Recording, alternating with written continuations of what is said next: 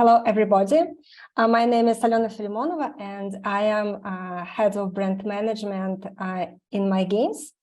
I have just celebrated 6 years in my games, and that means a lot for me because all those years I was working shoulder to shoulder with highly professional development teams.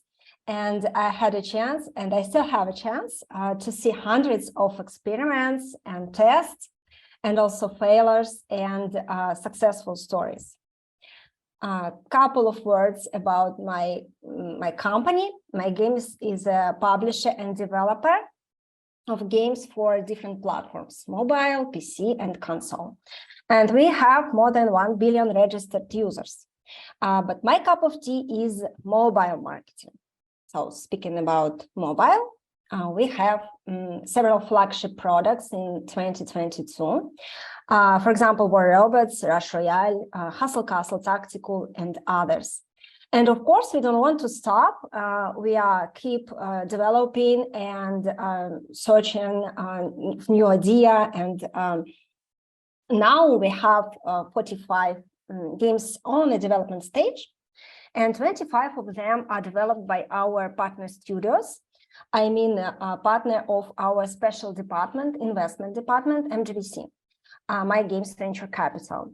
That is important. I wanted to mention it because MGVC team usually see hundreds, even thousands of different pitch presentations. Really thousands, you can see the numbers. They reviewed more than 2,000 ideas. And very often in pitch presentations, there are no project or even prototype. And there is no way to review the project because game doesn't exist. And there is only an idea. It is a difficult situation, but it's not a blocker.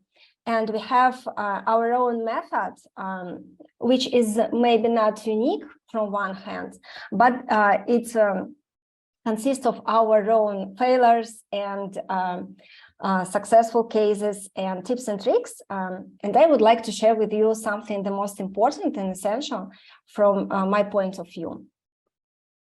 And of course, when we have interesting idea internal or maybe from our partner studios or some teams that want to be our partners, we are reviewing it from several points of view, game design, monetization, everything, even though it is only an idea. So we try to predict all that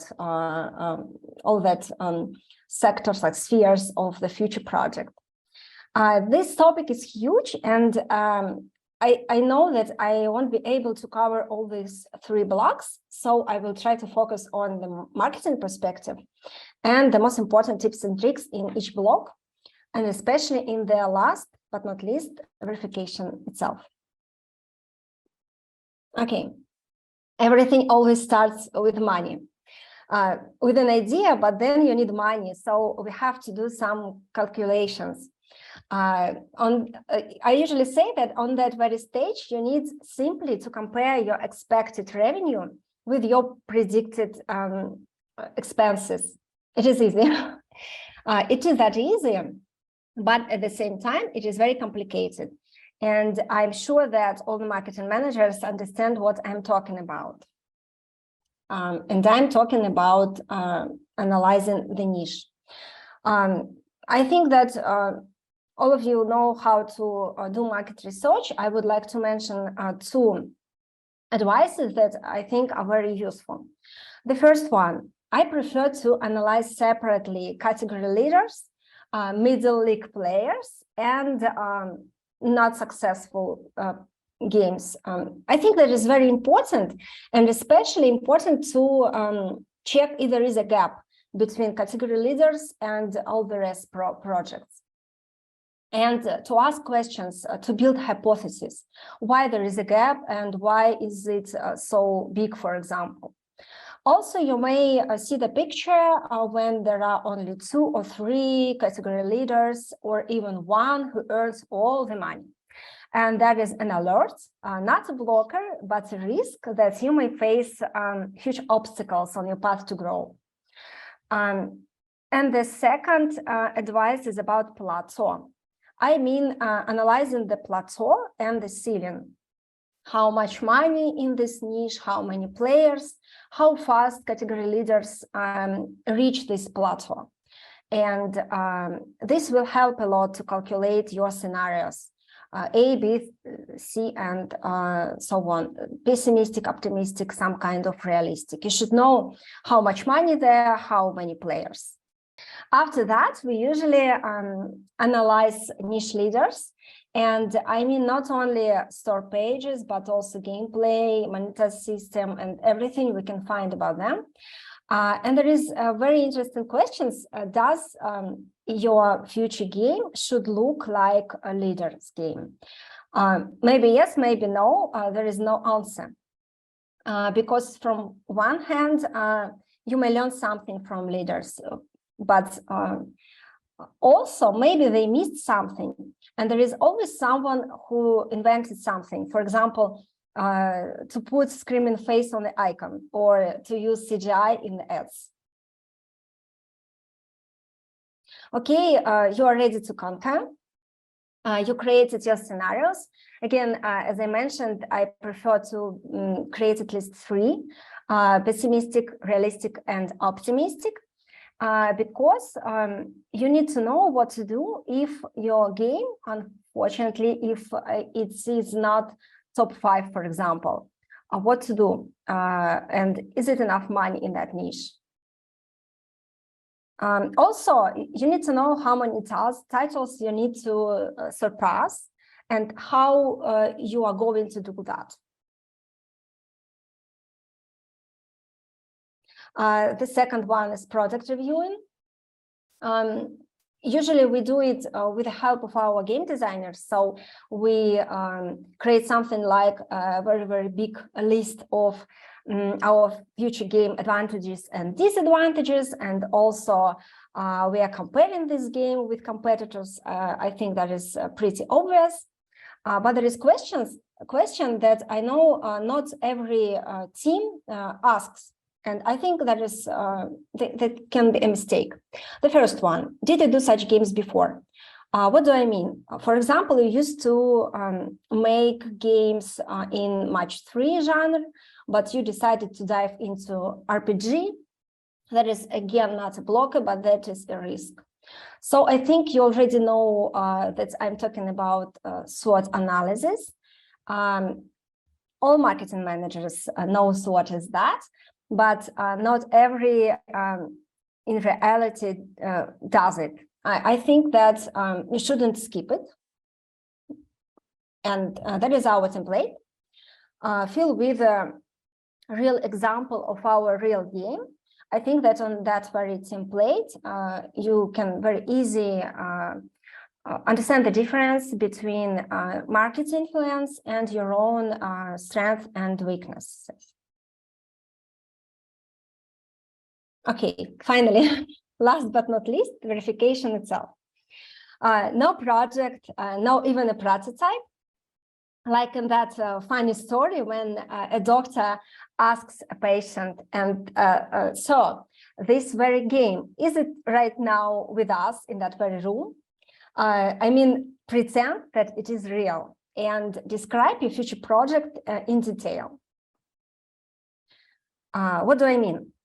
I mean, you should not only know your future genre and subgenre or art style, but something very detailed like camera view, for example, or every minute of a gameplay of the first day.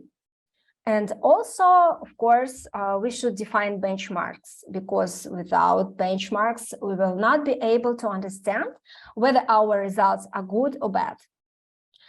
Sometimes teams tell me that there is no competitors at all. They tell me, you know, we have just invented the new niche, and no one before did something like that. That is great, but anyway, even in that situation, I prefer to create a list of competitors. Because even though you don't have competitors, there are applications or maybe not mobile games, where your players are living right now. They are not living in a vacuum. They are playing something, and you should know where to find them. And if your players don't know they are players at all, like for hyper casual games, still you should know where you can find them, how to attract them. So it means maybe not a list of competitors, but relevant projects.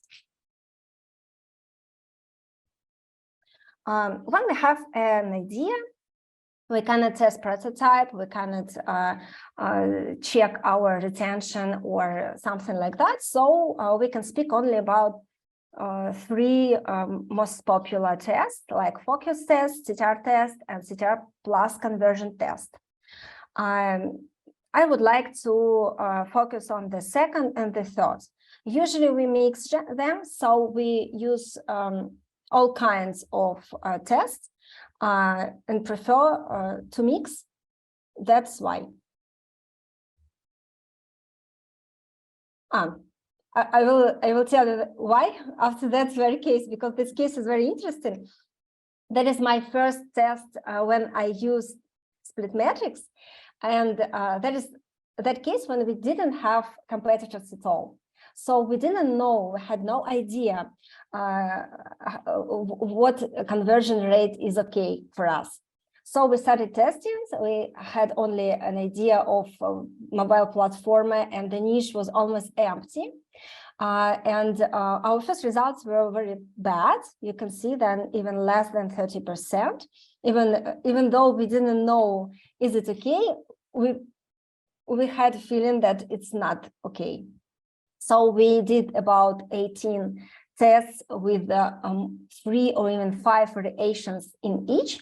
And finally, we got very good results. You can see 45 in average.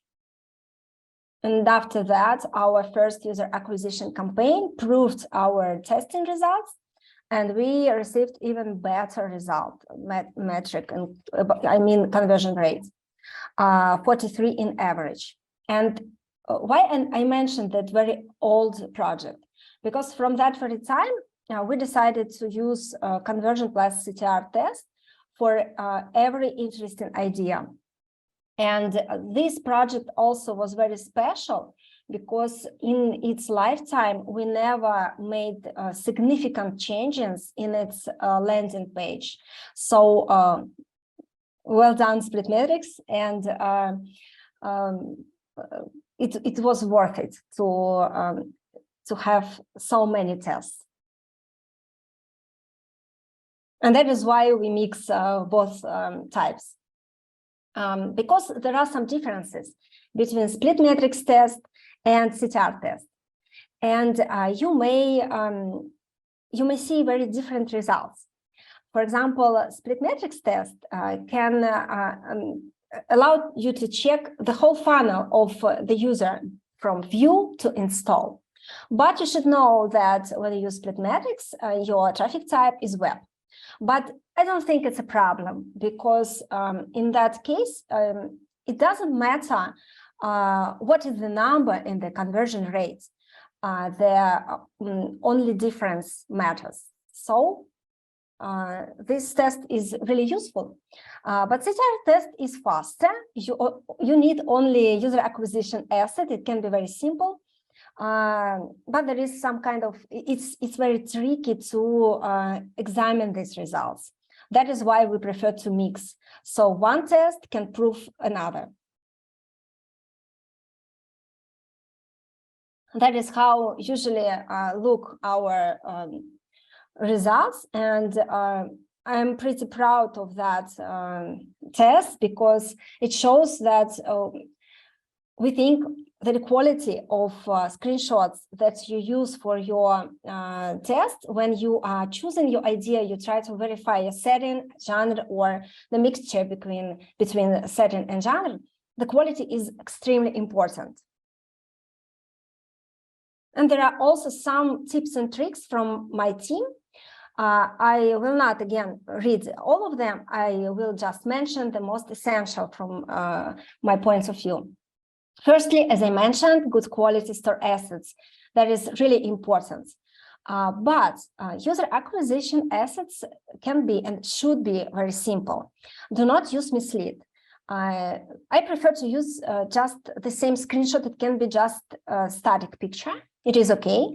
But okay, you will see, I think you will see very low CTR, but it doesn't matter on that for this test. Also, you need the most very relevant users. So your user should see the same that he will see on the store page. Then do not use video when you try to choose the setting, for example, or art style, because video can distract users and distort your results.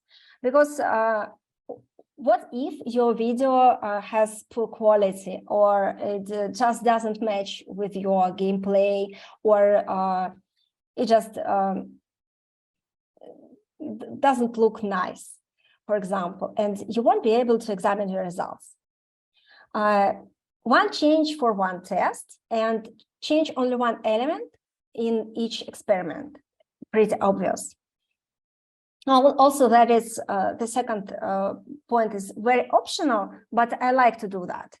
I prefer to create a social network page and to feel it like it is not even real, but there are players and there is a team who is very serious about its idea. I mean, banner, icon, description, everything you can put on this social network page, put there. And the last, but also not least, details are very important. I mean, reviews, ratings, and I suggest all the team not put 5-star on your store page because it doesn't look real, but to mark with 4.5 or 4.7 as a maximum. And again, you should know your competitors. I mean, what they have in common in that particular niche. But also, you don't know if that is okay for your game, for example, to be similar. And I prefer to make as many variants as possible, test everything, because I believe that good marketing is marketing that has as much spent as possible for testing. Maybe you will fail, but building hypotheses will help you to avoid the most obvious obstacles. Okay, and the last, I guess, slide. Yes, how to examine your results. My favorite pillar is to engage, doesn't mean to retain. I think that this statement is very true, and that is why I think so. I saw several times when teams, after testing their ideas, decided that their game will be brilliant and all the metrics will be perfect. Of course, that is not true. And your results mean that only that very setup of screenshots and icon for that particular geo and that particular amount of players are okay. But please keep on testing and building hypotheses. Okay, that is it. Thank you for your attention.